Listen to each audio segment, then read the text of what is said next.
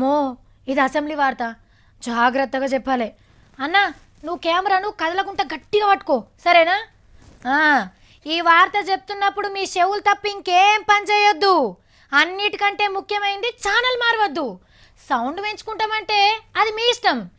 ఏది చూపించినామో అదే చెప్పాలి, కానీ ఒక ముచ్చట ఎక్కువ తక్కువ చెప్పడానికి రూల్స్ ఒప్పుకోవు. ఎందుకో తెలుసు కదా, అసెంబ్లీలో రూల్స్ని మస్తు స్ట్రిక్ట్ చేసిండ్రు.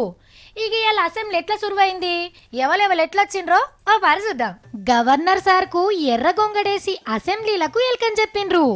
అందరికి శనార్థులు చెప్పినాక స్పీచ్ను షురువు చేసిండు నరసింహం సారు. రాష్ట్ర సమగ్ర అభివృద్ధికి మరియు ప్రజల చిరకాల ఆకాంక్షలను సత్వరమే నెరవేర్చుకొనున్న తరుణంలో నేడు ఈ సమావేశంలో జరుగుతున్నాయి. ఇక ఆడికెళ్ళి ఇంగ్లీష్లో స్పీచ్ను దంచిండు.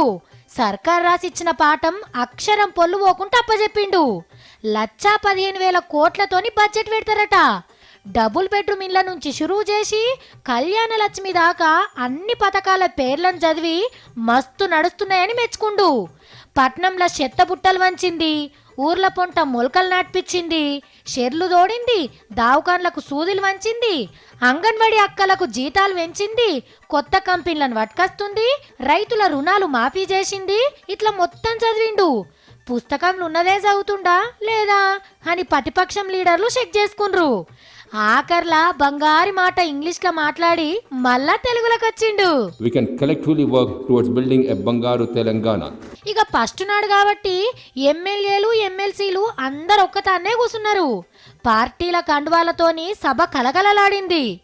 5 పువ్వులు కాషాయం కలర్ అంగిలు తొడిగితే కామ్రేడ్లు ఎర్రంగిలేసుకొని వస్తే 2 పచ్చ సొక్కాలు కనబడ్డాయి. చిన్న స్పీకర్ పద్మక్క గులాబీ కలర్ చీరే కట్టుకొచ్చింది.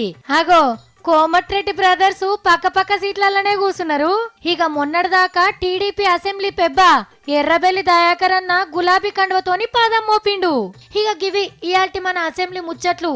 ఇక రేపటి సంధి దినాం తీన్మార్ ముచ్చట్లే ఉంటాయి. 14 తారీఖు నాడు పైసల లెక్క చదువుతాడట ఈటెల సారు. పొద్దాక అసెంబ్లీని చూడాల్సిన పనే లేదు. పొద్దుమికి తీన్మార్ వార్తలు చూస్తే చాలు, ఏం జరిగిందో మొత్తం చెప్తాం.